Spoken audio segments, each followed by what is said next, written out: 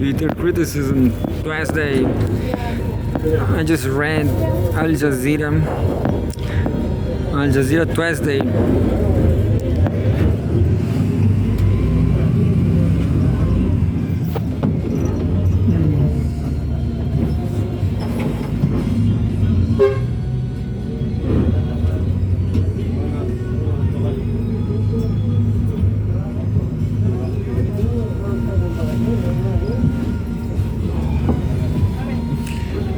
Especially economy.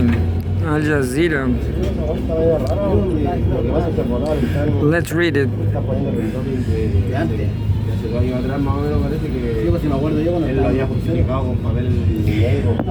Trump made statements on the U.S. economy. Most are untrue. There's a photograph showing in a long and meandering news conference on Tuesday. U.S. President Donald Trump made a range of claims on how well the U.S. economy was doing because of his policies. But most of these claims were false. Fortunately, we are reading a newspaper because I've seen a lot of content about this on social media, so you cannot trust everything on social media. You definitely can trust Al Jazeera, I guess.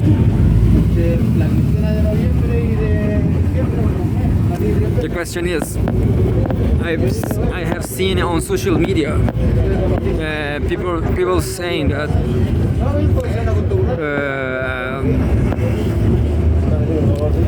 people saying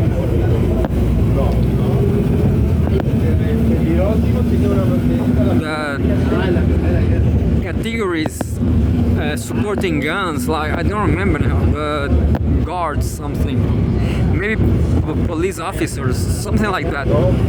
They are not having money, they are not being paid. Let's read this.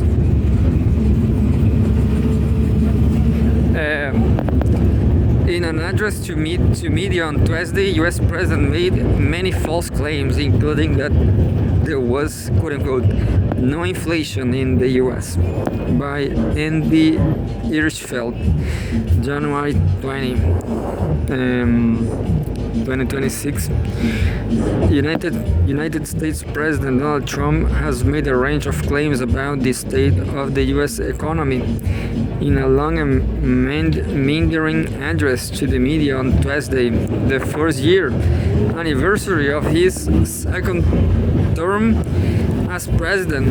Trump's claims range from there being, quote-unquote, no inflation in the U.S. to drug prices being slashed by as much as 600%. Most claims were factually inaccurate. Al Jazeera examines some of his statements on the economy.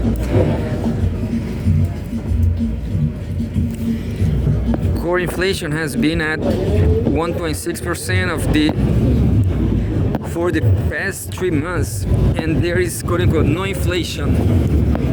That was, I guess, no, this is a subtitle. Both claims are false.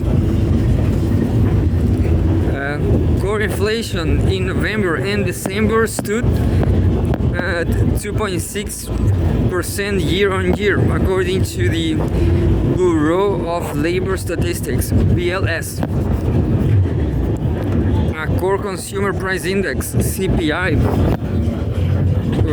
report was not released for the months before due to the federal government shutdown, the longest in U.S. history. Overall inflation rose by 2.7% compared with the same period last year. Drug prices under Trump's, quote-unquote, most favored nation program are down by 300, 400, 500, 600%, end quote.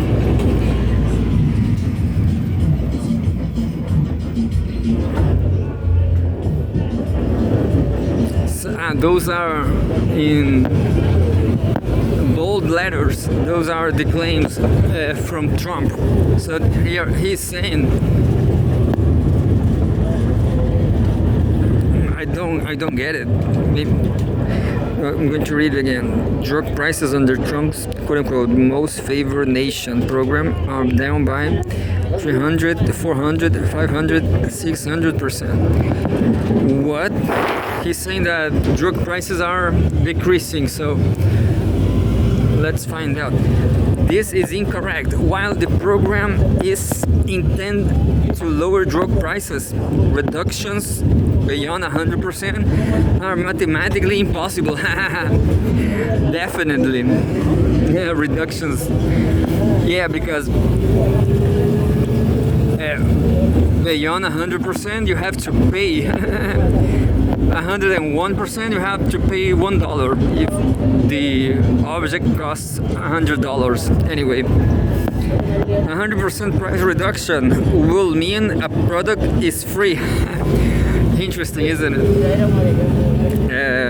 Anything beyond that will require pharmaceutical companies to pay consumers to take their products. Is what I said.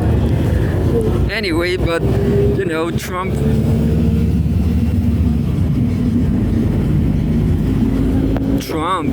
is a product of the U.S. decadence, the U.S. history. Pending Supreme Court ruling on tariffs. Trump addressed a pending Supreme Court case that will rule on the legality of his use of the International Emergency Economic Powers Act, IEEPA,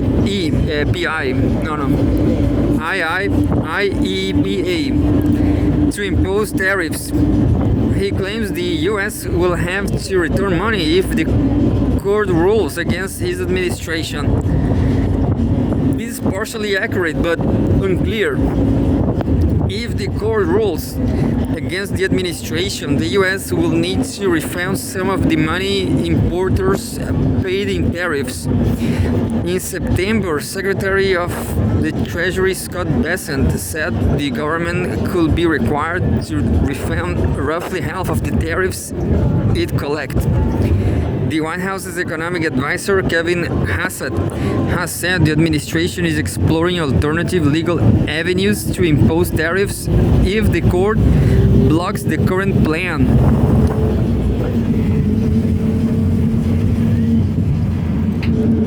Subtitle, another claim. Former President Joe Biden, quote-unquote, did not do tariffs. What? And why? This is favorable to did not do tariffs.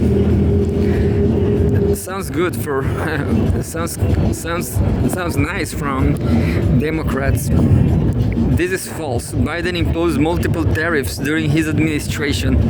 In 2022, he imposed 35% tariffs on Russian imports as part of sanctions following Moscow's full-scale invasion of Ukraine. In 2024, Biden raised tariffs on Canadian lumber to 14.5% from 8.5%, continuing a Trump-era policy. That year, he also imposed tariffs on China, including 100% on electric vehicles, 25% on steel and aluminum, and 50% on semiconductor chips. So this is positive, I guess. Who knows? But you know, tariffs, as I was watching some months ago, are crippling the U.S. economy. But who knows? The U.S. economy have no solution in the foreseeable future, isn't it? Trump administration removed more than 270,000 bureaucrats from the federal government, but they are going to the private sector. 270,000 bureaucrats from the federal government. The federal government has cut 277,000 jobs since January 2025, according to the BLS. But data shows limited growth in the private sector, especially in tariff-exposed industries. In the most recent jobs report, the U.S. economy added 50,000 jobs. The biggest gains were in food service, which added 27,000 jobs, and healthcare, which added 34,000 jobs. The U.S. economy added 584,000 jobs in 2025. This is significantly lower than the 2 million created the year before under Biden.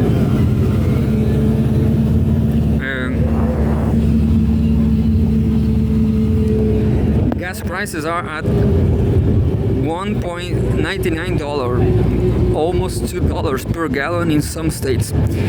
This is inaccurate according to the American Automobile Association AAA, which tracks gas prices. The average price for a gallon of gas is $2.82, so almost $3. The cheapest gas prices are in the state of Oklahoma, $2.31.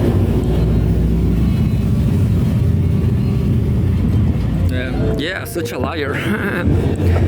More car factories are being built in the US now than ever before.